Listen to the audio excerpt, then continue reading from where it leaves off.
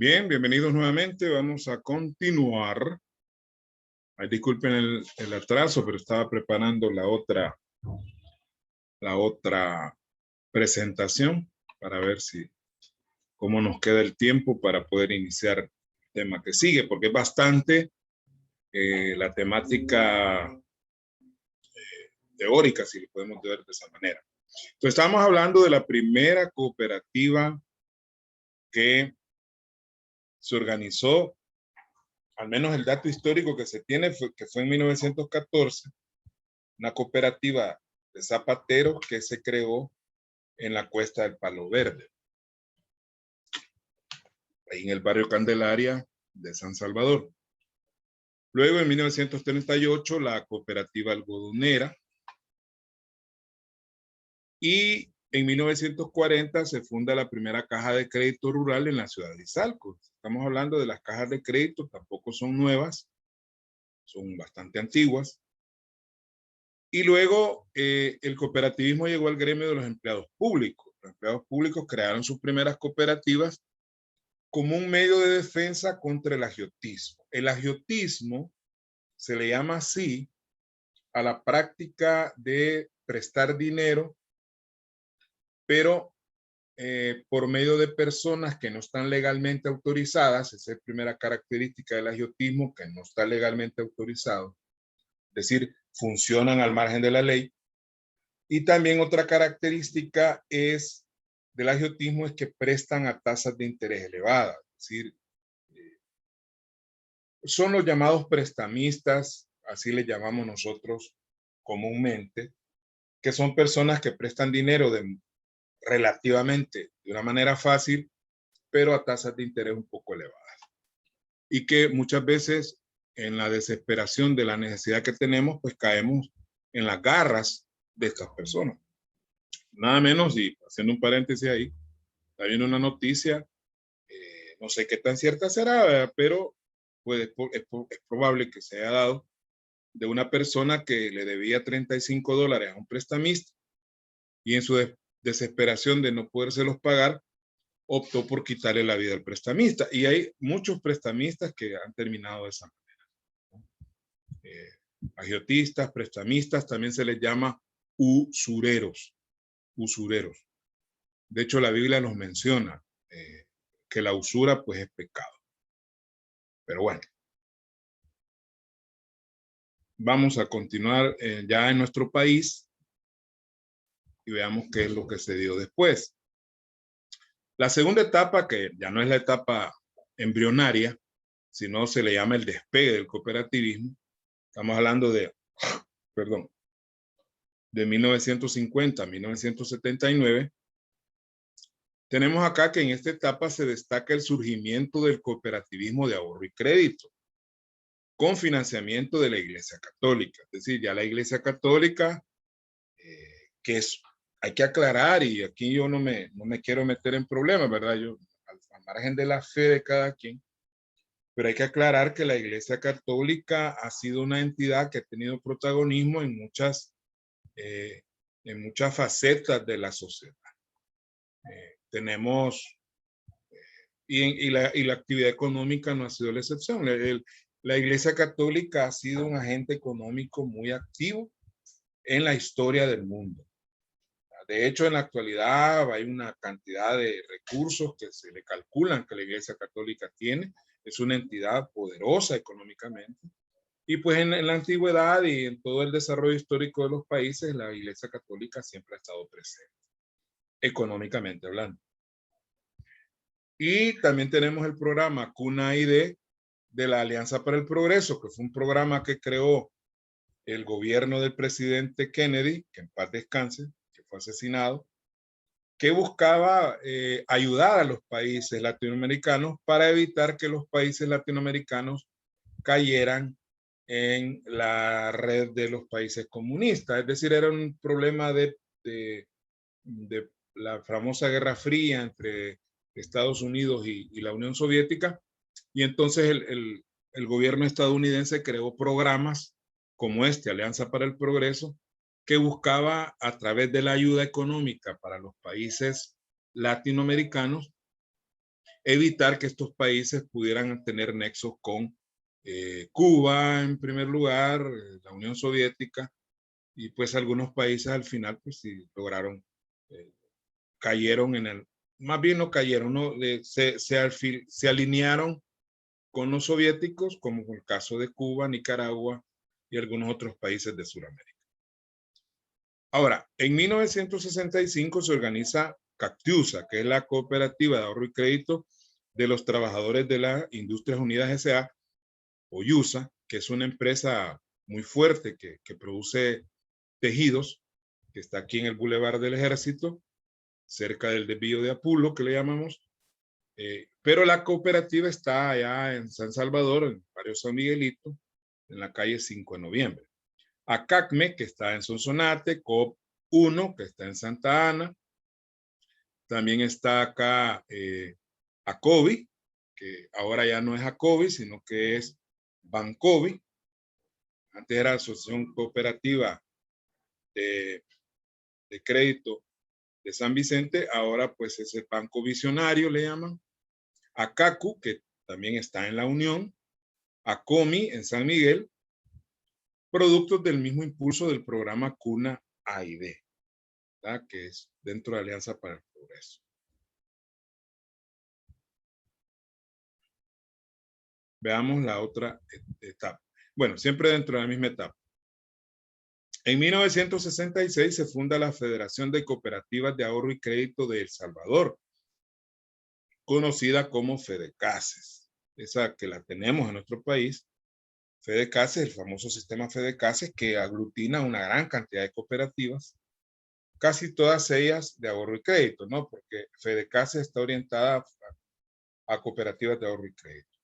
Como un organismo cooperativo de segundo nivel, producto del apoyo de la Alianza para el Progreso. Cuando decimos segundo nivel, y eso lo vamos a ver en el tema que sigue, las cooperativas de segundo nivel pues son cooperativas de cooperativas, es decir, las cooperativas existentes se organizan y forman federaciones. Se llaman de segundo nivel porque ya no son personas las que forman estas cooperativas, sino son cooperativas, ¿verdad? Entonces, como una grada, ¿no? Se sube de nivel. El primer nivel serían cooperativas normales de personas, y a las cooperativas de segundo nivel son federaciones que aglutinan otras cooperativas. Las cooperativas contaban con el apoyo del gobierno en turno, es decir, cada gobierno trató a su manera de apoyar las cooperativas, que aportaban capital inicial. Muchas veces el gobierno les aportaba un capital semilla, como se le llama, pero los empleados identificaban el capital cedido por el gobierno como propiedad de ellos y no creyeron que estaban obligados por esa razón a resarcir las cantidades que se les concedían en calidad de préstamo. Es decir, que la gente pensaba de que la plata era regalada y por lo tanto no tenían por qué devolverla. Entonces eso fue un problema que surgió a raíz de que el capital fuera gubernamental, porque mire, y cuando veamos contabilidad gubernamental vamos a ver este aspecto. Cuando las cosas son gubernamentales, son públicas, como mucha gente le gustaría que todo fuera manejado por el gobierno, algo que no es muy saludable, que el gobierno maneje las cosas, sobre todo las cuestiones económicas. Entonces, hay gente que quisiera que todo fuera del gobierno, que los bancos fueran del gobierno, que el agua del gobierno, que la luz la del gobierno, que todo lo del gobierno para que todo sea más barato. Pues sí, pero lo que la gente no entiende es que todo eso barato aparentemente sale de nuestro mismo bolsillo. Por ejemplo, y voy a hacer un paréntesis aquí, ya que estamos hablando de, es importante traer aspectos de la actualidad y siempre me gusta traer aspectos de la actualidad a las clases, porque tampoco estamos viviendo en la historia, sino que estamos viviendo una realidad actual que hay que analizarla, que hay que criticarla. O sea, usted tiene que acostumbrarse a criticar, pero con base en argumentos. Usted debe leer, informarse primero antes de criticar, porque criticar solo por criticar tampoco es correcto. Entonces, veamos el caso del salario mínimo. Como una medida de populista, cuando decimos populismo, el populismo es una tendencia, sobre todo en los países latinoamericanos, de los gobiernos de querer quedar bien con la gente. aunque eso que hacen para quedar bien con la gente no sea sostenible en el tiempo, es decir, sea algo pasajero o algo que no trae soluciones reales a los problemas, sino que solamente como la bolsa solidaria, ¿no? Esa bolsita que le traen a uno aquí a la casa, con sus macarrones ahí, frijoles, arroz. Bueno, pero ¿será que el gobierno me va a poder dar una bolsa todos los meses durante toda mi vida? No creo que sea posible, ningún gobierno va a poder hacer eso. Entonces, son medidas que a veces no son reales en el sentido de que no van a resolver el problema, pero que en el momento la gente lo ve como la salvación. Volvamos a lo del ¿cómo se llama? Lo del salario mínimo. La gente estaba presionando al gobierno actual por un aumento del salario mínimo debido a que era una promesa de campaña, ¿verdad? Entonces, viene el gobierno y dice, bueno, vamos a aumentar el salario mínimo en un 20%, que es un porcentaje sumamente fuerte. Porque no solo son esos $60 que se le va a aumentar a cada persona, eso multiplíquelo por tantos empleados que están en el sector formal y eso se convierte en millones de dólares de costos adicionales para la economía del país. Es decir, cada empresario va a tener que asumir costos adicionales. Entonces viene el Estado, el gobierno más bien, porque el Estado es algo mucho más grande, y dice, bueno, vamos a crear un fideicomiso para ayudarle a los microempresarios, sobre todo para que dentro del primer año de aumento del salario mínimo tengan una ayuda que les permita cubrir ese salario mínimo. Ahora, como medida transitoria, correcto, va a funcionar, pero luego que ese año haya pasado, las empresas van a volver a su realidad y van a tener que asumir esos costos. Y por el otro lado, el dinero necesario para cubrir ese subsidio que se le va a dar a los microempresarios va a salir de los mismos microempresarios y de todos nosotros que pagamos impuestos a diario cuando consumimos productos o realizamos ciertas actividades. Entonces, al final, el problema no se resuelve, más bien se generan mayores problemas a futuro. Pero eso, haciendo un paréntesis en cuanto a la intervención del Estado en las situaciones económicas de un país. Y hay que aclarar, hay un dicho muy famoso en política económica que dice, no hay almuerzo gratis y alguien tiene que pagar la cuenta siempre, ¿verdad? Cuando a usted le regalan algo, usted le regalaron una camiseta, fue a un evento y le regalaron una camiseta, le regalaron una gorra, le regalaron un plato de comida, le regalaron un llavero, le regalaron cualquier cosa, alguien tiene que pagar eso, alguien lo paga. Usted probablemente no sepa nunca quién lo pagó, pero alguien pagó esa cachucha, alguien pagó esa camisa. Entonces, por esa razón hago énfasis en esto, porque en ese punto del cooperativismo en El Salvador, le doy la bienvenida al licenciado Erazo, que nos acompaña en este momento. Licenciado. Por aquí estamos tratando de arreglar el mundo. Eso es, bueno, se Estamos viendo escucha. la historia del cooperativismo en El Salvador, licenciado, para luego... Bastante delicado, ¿verdad? Ajá. Bueno, bienvenido. Muy bien. Solo un minuto comerciante, licenciado. Disculpe. Bueno, solo paso por aquí para saludarlos. Ah, bueno, la cámara está apagada. Estoy reconociendo. Bueno, solo quiero saludar a los jóvenes, deseándoles un feliz inicio de ciclo. Espero que todo les salga bien. Recordemos siempre hacer lo que tenemos que hacer, que es estudiar, poner atención, sacar el mayor provecho de todo el conocimiento del licenciado Noasis para que podamos tener un ciclo exitoso. Recuerden que no solo es pasar la materia, sino que es aprender, conocer, llenarse de todo ese conocimiento que les va a servir en el futuro para ser unos buenos profesionales. Así que siempre atentos, siempre poniendo atención y sobre todo estudiando y obteniendo nuevos conocimientos. Licenciado, tal vez cuando termine la clase podemos hablar un poco. Sí, correcto. Bueno, entonces pendiente. Muchas gracias, licenciado. Bueno, Jóvenes. gracias. Cuídese. Muy bien. Entonces, los empleados, al saber que el capital era del gobierno, pues pensaron que no era necesario devolver los préstamos que ellos habían hecho con las cooperativas. Es una mala impresión que muchas personas tenemos cuando decimos, ah, no, es del gobierno, entonces como es del gobierno, pues es de todos y hay que hacer fiesta con los recursos del Estado. Muy bien. Así, bajo el surgimiento de secciones y departamentos, instituciones gubernamentales, El sector inició su crecimiento hasta que el Estado decide centralizar este rol en una sola institución que dirija y coordine la actividad cooperativa en el país. Es decir, surgieron un montón de cooperativas en varias dependencias del Estado, pero luego el Estado llegó a la conclusión de que había necesidad de crear una institución centralizada que fuera la que se encargara de manejar o ordenar el sector. Y ahí estamos hablando de una formalización, si podemos llamar así, del sector cooperativo en el país, que no fue hace mucho, sino que fue pues reciente, ¿no?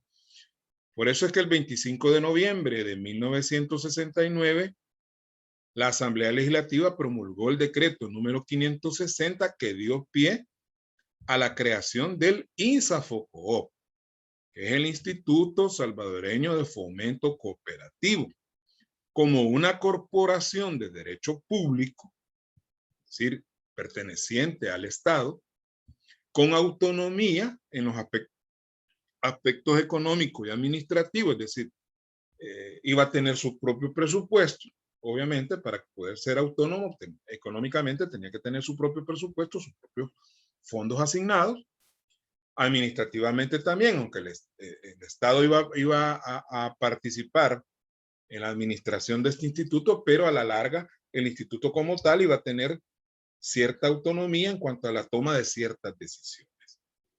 Ese mismo día se promulga la Ley General de Asociaciones Cooperativas, es decir, a la par, ¿no?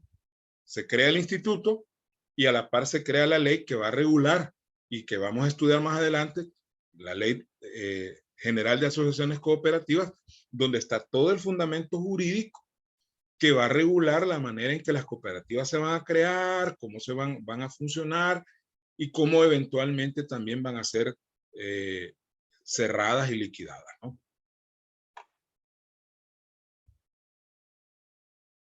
A falta de presupuesto que permitiera su funcionamiento, o sea, se creó el instituto, pero no había plata, ¿no?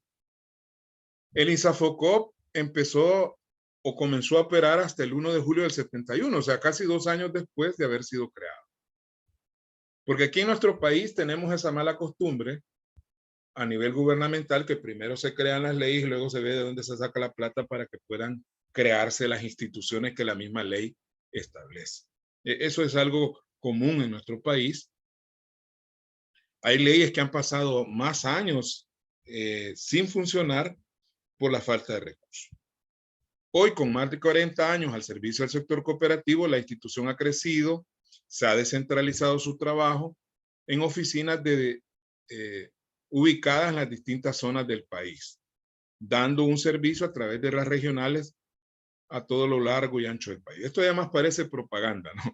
Pero es cierto, ¿no? El instituto se ha descentralizado, tiene oficinas casi en todos los departamentos del país y pues eso permite dar un servicio mucho más efectivo. Ya vamos a hablar más adelante también del instituto, cómo está constituido, cómo está dirigido y qué tipo de áreas lo conforman. Al fin terminamos. Terminamos esta parte nada más, ¿verdad? Porque vamos a seguir, nos queda tiempo. Esto era la historia, un poquito largo, espero no haberlos aburrido mucho, pero como conclusión, pues podemos decir que el cooperativismo es algo que ha estado desde siempre, pero que sin embargo su formalización pues se da más que todo a mediados del siglo XIX y su consolidación, al menos a nivel mundial, pues se ha dado ya a inicios del siglo XX con la creación de la Alianza Cooperativa Internacional y en nuestro país pues podemos hablar de que se dio a mediados del siglo XX, de los años 50 y 60, que ya se puede hablar de que el cooperativismo tuvo cierta relevancia. Aunque la primera cooperativa, tal como dijimos, la del Palo Verde, se creó pues en 1914, pero en ese momento eran como una especie de ensayos o intentos por crear cooperativas. Vamos a pasar a otro tema, aprovechando que tenemos tiempo, y vamos a hablar de otro tema que ya son los aspectos generales, ¿no? aspectos generales sobre las cooperativas. Ese sería el segundo tema. Tal vez la temática no va estricta como la que vimos al principio, pero la idea es ir abordando temas en la medida que vayamos avanzando, vamos a ir abordando temas mucho más específicos. En este caso, pues vamos a hablar de aspectos muy generales de las cooperativas. Como les decía, el cooperativismo es una forma de vida, es una cultura, no es sencillamente una actividad económica que un grupo de personas dijeron, mire qué bonito, somos pescadores, nos vamos a unir y toda la pesca que hagamos la vamos a vender a un solo comprador para obtener mejores precios y luego nos vamos a repartir la ganancia. Y cuando alguno de los miembros de la cooperativa de pesquera pues se le arruine la lancha, pues le vamos a dar préstamos para que la pueda arreglar o les vamos a proporcionar redes, cuando quieran comprar redes nuevas, nosotros se las vamos a conseguir a mejor precio, vamos a comprar combustible para las lanchas, en fin, es más que eso, ¿verdad? Es lo que se le llama la sinergia, ¿no? Que el todo es más que la suma de sus partes. En este caso, cooperativismo es más que unir esfuerzos para lograr un fin, es mucho más que eso. Y aquí vamos a ir descubriendo algunas cositas. ¿Qué es una cooperativa? ¿Verdad? Y aquí entramos a aspectos conceptuales. ¿Qué vamos a entender? Esta presentación igual creo que hoy en la tarde se las voy a compartir en Classroom para que ustedes la tengan. Vamos a activar Classroom hoy mismo porque no lo hemos podido hacer por cuestiones técnicas de las contraseñas, pero ya me ayudó el licenciado Erazo ahí y vamos a activar el Classroom para poder subir esa información de acuerdo a cómo va establecido ahí en el tablón y el material de clase. Bien, ¿qué es una cooperativa? Es una asociación autónoma de personas. Esto es bien importante. Autónoma significa que las cooperativas son independientes del gobierno, son independientes de partidos políticos, son independientes de asociaciones sindicales, aunque hay que aclarar que algunas cooperativas surgen en el seno de estas organizaciones. Por ejemplo, a nivel magisterial o de maestros, está la Asociación Nacional de Educadores Salvadoreños, conocida como Andes 21 de junio. Esta es una asociación de maestros, es un sindicato de maestros que todavía existe y que funciona, ¿no? Al margen de que si hacen o no hacen gran cosa por el magisterio, ¿no?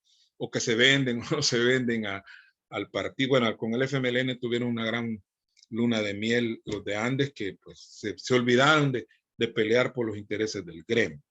Les digo esto porque soy parte del gremio docente y he visto de primera mano esta situación, pero al margen de eso, dentro del seno de Andes, ¿verdad?, surgió una cooperativa que se llama Coandes, ¿verdad?, surgida de los mismos maestros que formaban Andes.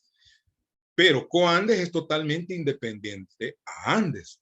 Son dos cosas muy diferentes, aunque lleven el nombre parecido.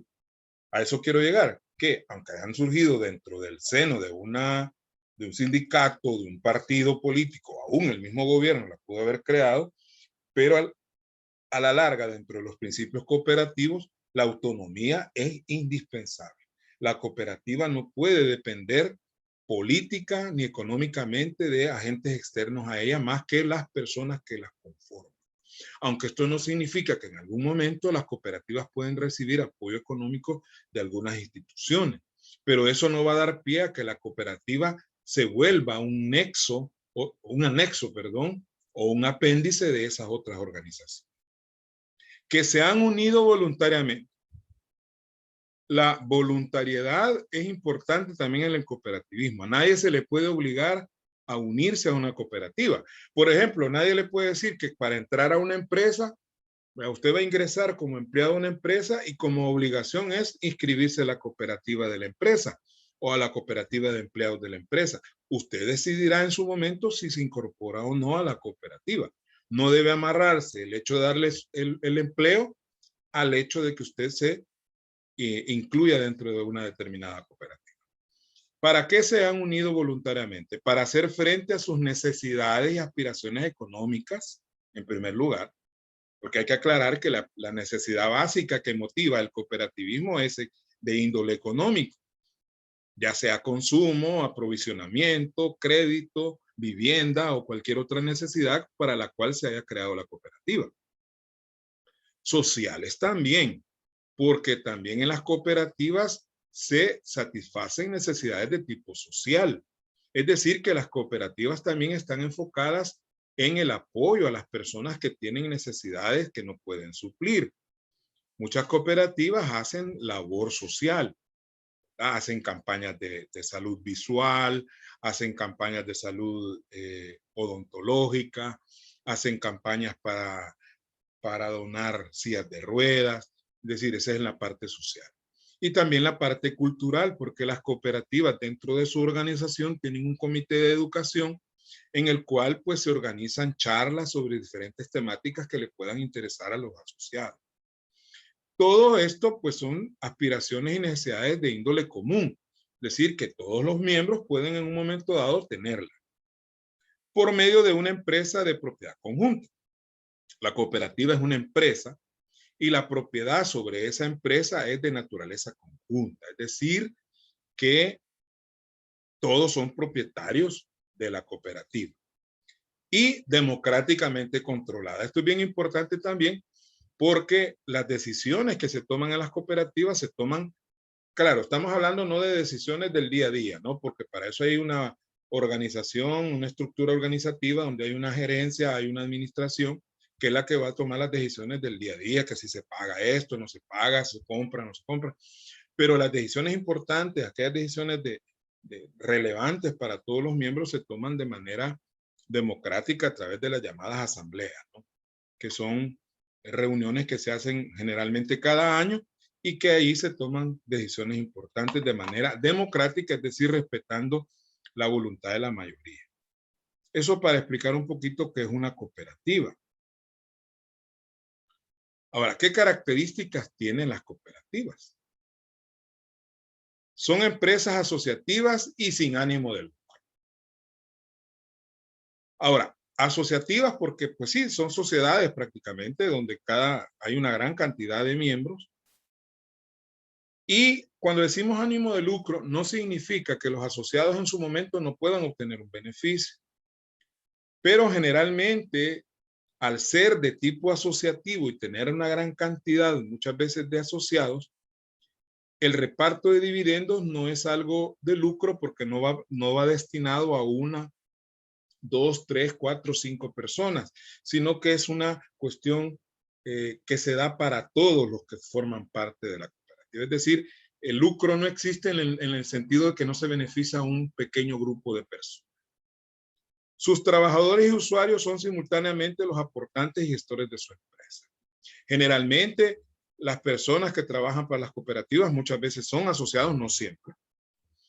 Y los que hacen uso de los servicios de la cooperativa, pues son también los mismos asociados. Esa es otra característica que lo diferencia de una empresa privada, donde los usuarios de los servicios que presta una empresa privada generalmente son diferentes a los dueños de la empresa. Aquí casi siempre los que reciben los servicios son los mismos asociados. Número 3, son creadas con el objeto de producir o distribuir conjunta y eficientemente bienes o servicios para satisfacer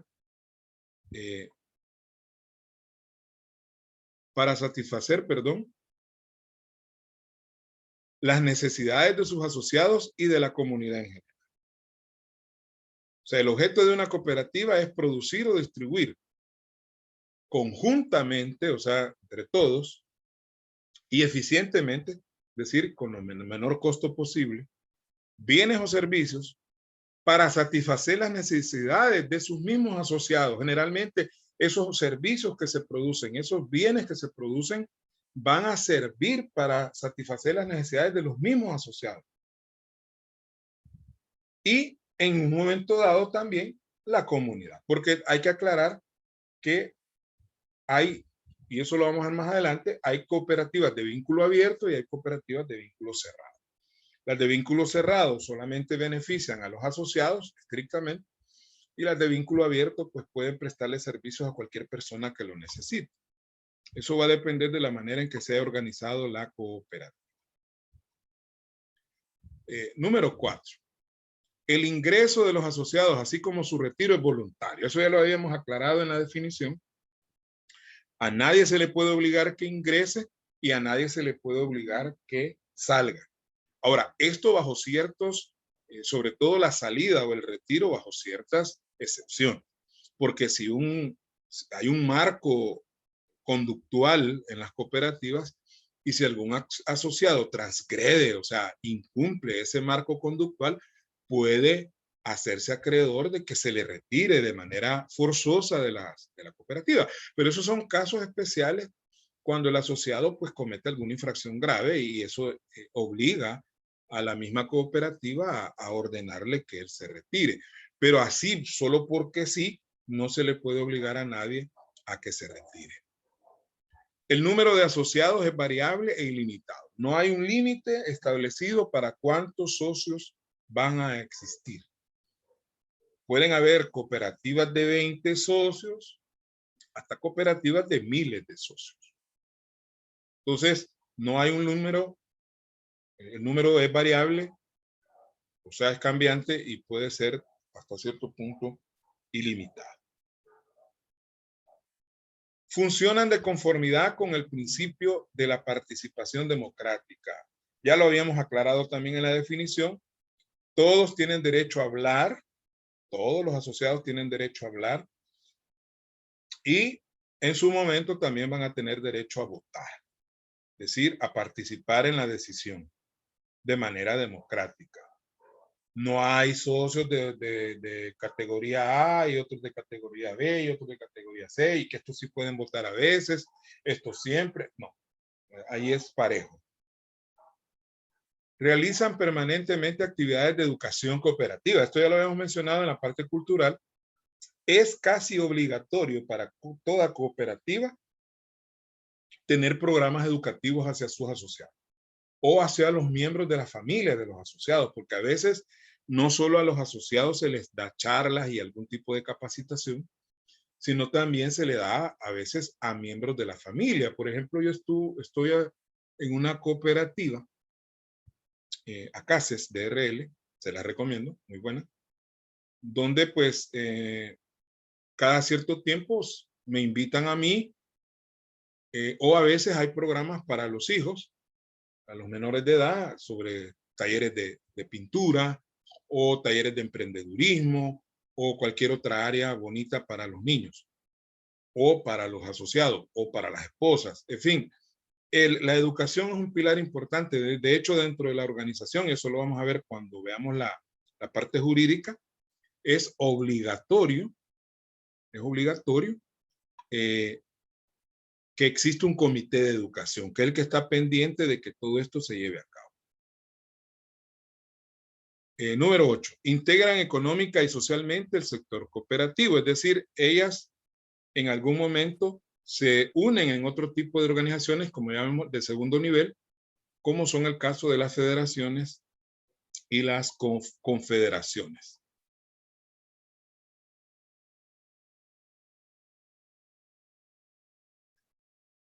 9. Garantizan la igualdad de los derechos y obligaciones de los asociados sin consideración a sus aportes. Esto también es importante. No importa cuánto usted haya dado de dinero, lo importante es que usted es una persona, es un asociado y tiene los mismos derechos y obligaciones que cualquier otro. No importa cuánto haya aportado, que yo porque aporté más, entonces tengo más derechos o tengo menos obligaciones que aquel que ha aportado menos. Esto bien marca una diferencia entre las cooperativas y las empresas privadas como tales, donde allá no importa a veces ni cuántas personas son, sino cuánta plata han aportado. El número 10 establece la irrepartibilidad de las reservas sociales. Las cooperativas tienen la obligación de crear ciertas reservas, ya vamos a hablar de ellas también más adelante, y esas reservas son intocables, es decir, no se pueden repartir en ningún momento. Ahí quedan esas reservas porque sirven para ciertos fines preestablecidos. El número 11 tienen una duración indefinida y un patrimonio variable e ilimitado. Ninguna cooperativa se le puede establecer un plazo establecido de duración. Y su capital, al igual que el número de asociados, pues se vuelve variable e ilimitado, porque si no hay límite para la cantidad de asociados, tampoco hay límite para el patrimonio que una cooperativa puede tener, que pueden ser miles o cientos de dólares, o pueden ser millones o hasta billones de dólares, podría ser en un momento. Promueven la integración con otras organizaciones de carácter popular que tienen por objetivo promover el desarrollo integral del ser humano. Es decir, que las cooperativas pueden en algún momento firmar convenios con ONGs, por ejemplo, que se dediquen a actividades que sean compatibles con las que la misma cooperativa tiene. Por ejemplo, una cooperativa puede firmar un convenio con FUDEN, por poner un ejemplo, que es una fundación que se dedica a la salud visual, para que sus asociados puedan en algún momento obtener beneficios de exámenes de la vista o algunas intervenciones quirúrgicas a nivel visual o la adquisición de lentes. Por poner un ejemplo, ¿no? Pueden ser otro tipo de actividades, puede ser salud maternal, puede ser construcción de viviendas, etc. Bien, vamos a dejarlo hasta ahí, jóvenes, porque el tiempo también ya me está comiendo. Y para dejar el tema cerradito, ya vimos la definición de cooperativa y cuáles son estas 12 características.